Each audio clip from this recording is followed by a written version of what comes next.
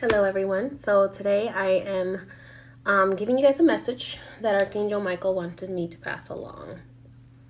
So, Archangel Michael and also my other spirit guides, because it was a shared effort for this message. So, if you are watching the replay, please bear with me while everyone jumps on. Because this was a very interesting message from Spirit. So, in my Magical VIP group, I talk about how there are times, most of my practice is from personal experience and my own practice and the experience of my elders. And I didn't start reading books until later in my life. And when I did, I understood that every book is a person's perspective, a different person's perspective. Because, like my grandfather liked to say, every mind is a universe. Okay, so because every mind is a universe, every book that is written in the world is from that person's perspective, right? So when I started to read books, because I wanted to further expand my knowledge of spirituality, and I would say I started reading books on spirituality probably when I was like 26 or 27 years old.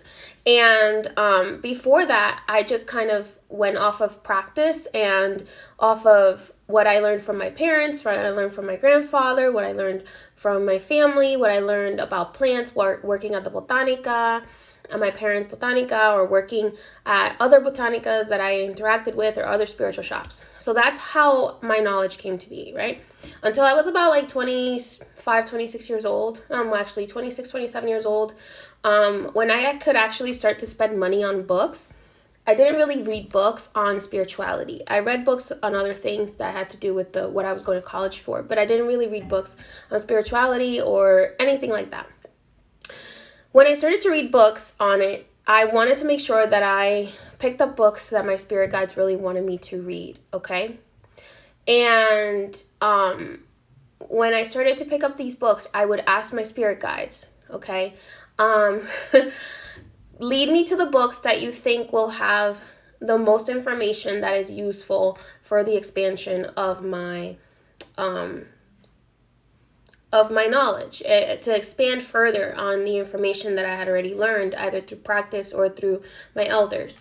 And one of the books that Spirit had guided me to a long time ago was this book. It's called the Dictionary of Symbols, and I share this book in my VIP group. I'm not going to share a whole bunch of books on my Instagram or my YouTube, because I go deep into my knowledge in my VIP group, and then I expand and I give suggested readings that can expand on the stuff that I know in addition to what I share in my VIP group. So if you haven't joined the Magical VIP group, I suggest you join it if you want to learn deeper about divinations and altars and magic and things like that.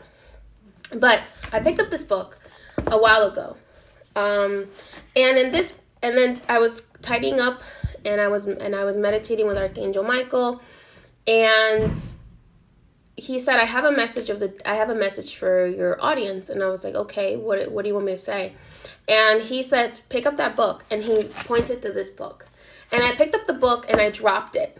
And when it dropped, it opened to page 101, where we have The Weighing of the Heart by Anubis, page 101, and the book says heaven on it. The top of the book says heaven, because this section is about heaven and stuff like that.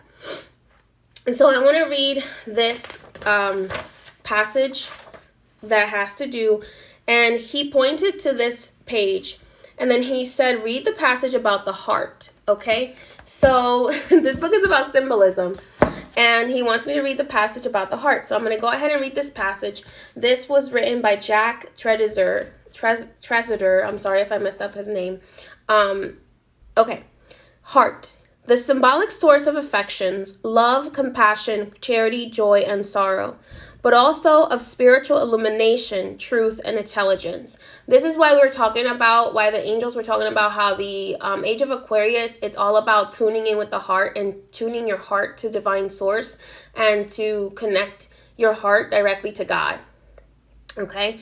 And there is not one particular God that they're talking about. They're talking about the all God, that includes God, the universe, the goddess, the spirit guides, the angels, all these things. So I'm going to continue reading this passage. The heart, but also of spiritual illumination, truth, and intelligence. Our true intelligence lies not within our mind, but within our hearts. It was often equated with the soul. Many ancient traditions did not make a sharp distinction between feelings and thoughts. A person who let the heart rule the head would once have seemed sensible rather than foolish. Symbolically, the heart was the body's sun, animating all. Ritual application of these beliefs led the Aztecs to sacrifice thousands of hearts to the sun each year to restore its power. As a symbol of what is most essential in a human being, the heart was left in the eviscerated bodies of the Egyptian mummies. It would be weighed in the underworld to see if it was heavy with misdeeds or light enough to pass on to paradise. The heart is an emblem of truth, conscience, and moral courage in many religions.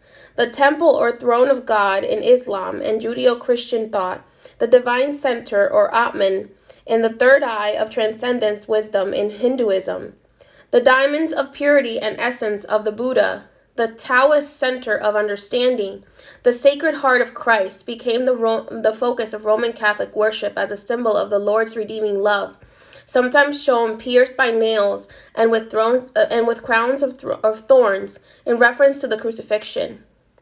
A heart crowned with thorns is also the emblem of the Jesuit saint Ignatius Loyola, while a flaming heart is the attribute of Saint Augustine and Anthony of Padua.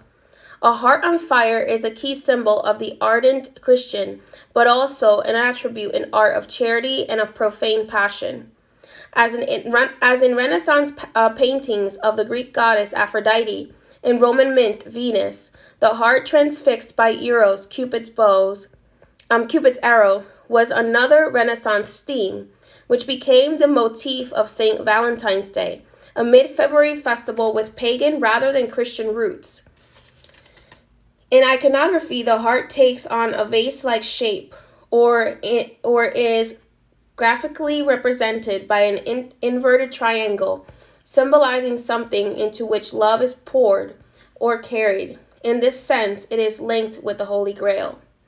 Guys, the Holy Grail is the heart. The Holy Grail, your heart, is what's going to be weighed at the end of your death. It's not what religion you practice. It's not what magic you do. It's not any of these. It's not how much money you have. It's not any of these things. All throughout these practices are ancient religions or ancient spiritual practices. It is the heart that will be weighed. It is the heart. The Holy Grail. That is why the Ace of Cups shows us a grail filled with all this water, which represents emotion. And there's a heart above it, because it is our heart that will be weighed. In every single ancient religion and every single ancient tradition, whether you're talking about the Egyptians, the Greeks, the Romans, the any other African traditions as well, I know that this to be true. Indigenous, they all talk about how the heart is what's going to be weighed at the end of the day. So are you being a good person, or are you pretending to be a good person? Because it doesn't matter. Your heart's going to sell you out. Your heart's going to be the one that's going to tell on you.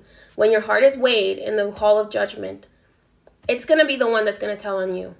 That's why I tell you that it's so important to clear your shadows. Your shadows are not evil, but to heal them, because you can't be connected to God, and you can't be connected to the heart center and be connected to God in whatever form you see God as, whether you see them as your spirit guides or as the angels or as the universe, as whatever. If your heart is impure, if your heart is full of anger and resentment and grudges and ill intent, because your heart is going to be the one to rat you out in the end of it all.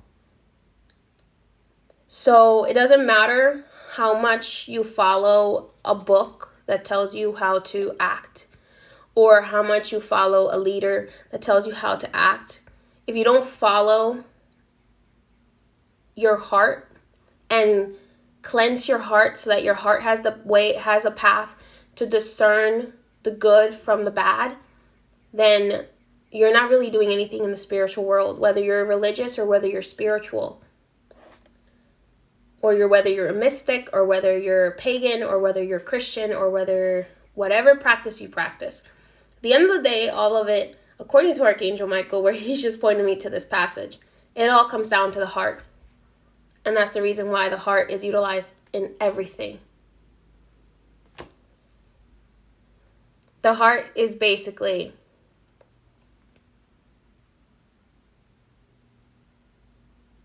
it's the true brain. It's the true brain of the soul. So doesn't matter what we think is right. It's how, from the level of consciousness, what you think is right based on your level of consciousness is going to shift. But your heart always tells you the truth. Even if you could be the most evil person in the world and your heart will still tell you, I know this is wrong, but I'm going to do it. Your heart will tell you, I know this is wrong, but your mind will justify doing evil. So it's your heart that's going to rat you out at the end of it all. So that's all that I have to say. So I thought I'd read that passage because he pointed me to that passage when I was going about my day and talking to him, because I always talk to him in my head. And yeah, that's all that I have for you guys. I hope you have a blessed day. Many blessings.